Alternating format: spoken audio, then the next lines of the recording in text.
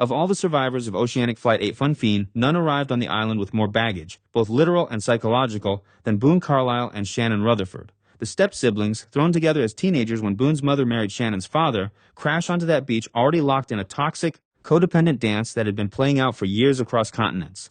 And while Lost is remembered for its smoke monsters, hatches, polar bears, and time travel, Boone and Shannon quietly served one of the most important narrative functions in the entire series.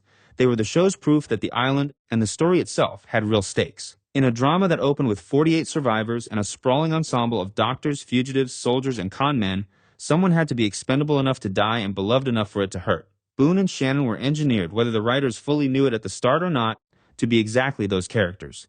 They were the ones Lost was willing to kill, and the way each of them died ended up defining what death would mean on the show for 6 seasons. To understand what they were for, you first have to understand what they were: rich, aimless, and ruinously enmeshed. The flashbacks paint a picture that is far uglier than the beachside bickering initially suggests. Shannon's father dies in the same car accident that nearly kills Jack's future wife, and in the aftermath Boone's mother, the wedding industry magnate Sabrina Carlyle, coldly cuts Shannon off from any inheritance. Shannon, a talented dancer who once had genuine ambitions, a ballet internship, a life of her own, responds not by building something but by weaponizing the one resource she has left: Boone's obvious, unspoken love for her. For years she engineers crises across the globe, most infamously staging a relationship with an abusive boyfriend in Sydney so that Boone will fly in and pay the man to leave, at which point she splits the money with her fake abuser.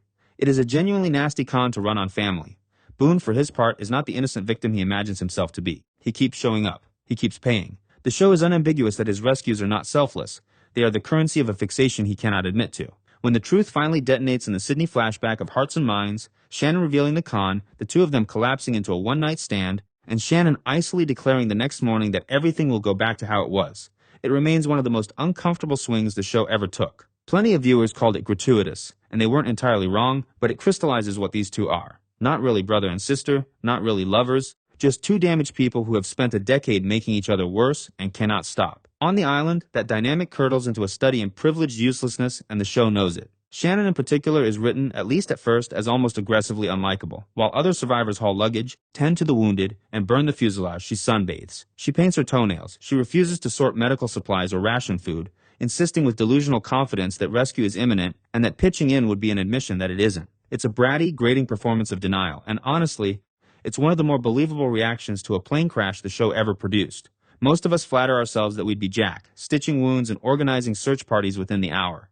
Shannon is the uncomfortable suggestion that plenty of people would simply refuse to accept reality until reality forced the issue. And crucially, the show gives her cracks in the armor early. Her asthma storyline, Boone hoarding her inhalers, Sawyer pretending he has them out of spite, Sayid and Jack torturing Sawyer over medicine he never possessed, is really a story about how Shannon's helplessness has become so habitual that the entire camp organizes itself around it, with violent consequences. Yet in that same stretch of episodes, she produces the first hint of what she could be. Her half-remembered French, dismissed as a souvenir of dating some Parisian, turns out to be the key to translating Danielle Rousseau's 16-year-old distress signal. It's a small thing, translating a looping transmission, but it is one of the first genuine contributions any survivor makes to decoding the island's mysteries, and it comes from the character everyone, including the audience, had written off as decorative. Boone's early island life is her mirror image and, in its way, more pathetic. Where Shannon refuses to be useful, Boone is desperate to be useful and consistently isn't. He performs CPR incorrectly on Rose while Jack corrects him. He appoints himself guardian of the medical supplies and comes off as a hoarder.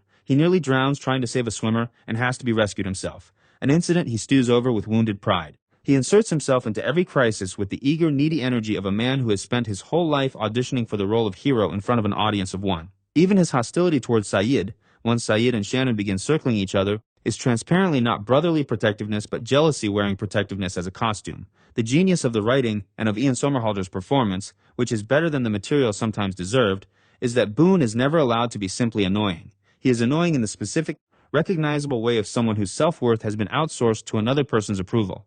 The island cannot fix him until something breaks that dependency, and the show understood that Shannon would never be the one to break it. John Locke does instead, and this is where Boone's real purpose in the story emerges. Boone attaches himself to Locke on the boar hunts, and what begins as a hunting partnership becomes a full apprenticeship in the show's religion of destiny. Together they discover the hatch, the single most important object of the first 2 seasons, and Boone keeps the secret, lying to the camp and to Shannon, discovering for the first time in his life that he can belong to something that isn't her. Locke, sensing that Boone's attachment to Shannon is the tether holding him back, does something that is either mentorship or abuse depending on your generosity. He knocks Boone out, ties him up, and doses him with a hallucinogenic salve so that Boone experiences a vision of Shannon being killed by the monster. Boone grieves her, rages at Locke, and then admits the terrible truth the vision was designed to extract, that underneath the grief he felt relieved. "Follow me," Locke says, and Boone does. Whatever one thinks of Locke's methods, the surgery works. The Boone of the following episodes is calmer, freer, and finally likable. Which is, of course, exactly when the island collects its fee. Sent up into the Nigerian beechcraft teetering on a cliff, Boone reaches the radio, makes brief contact with the tail section survivors, a clue the show would not pay off for another season, and then falls with the plane. His slow death and do no harm, bleeding out under Jack's increasingly desperate care while Claire gives birth to Aaron on the beach,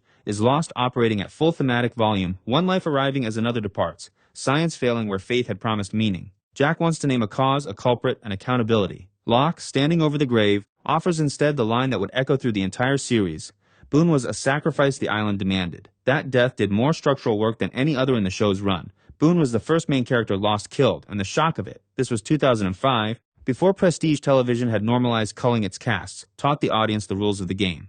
No one was safe, and death here would never be mere plot, it would always be tangled up with meaning, guilt, and faith.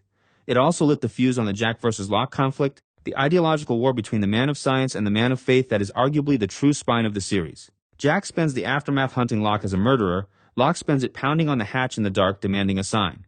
Boone, in dying, becomes the first martyr of the island's mythology, and it matters enormously that the martyr was the camp's most ridiculous man, the failed hero, the boy who did CPR wrong. His death is moving precisely because he had only just become someone worth mourning. Shannon's remaining arc is shorter, stranger, and in some ways more affecting. Grief strips away the brat.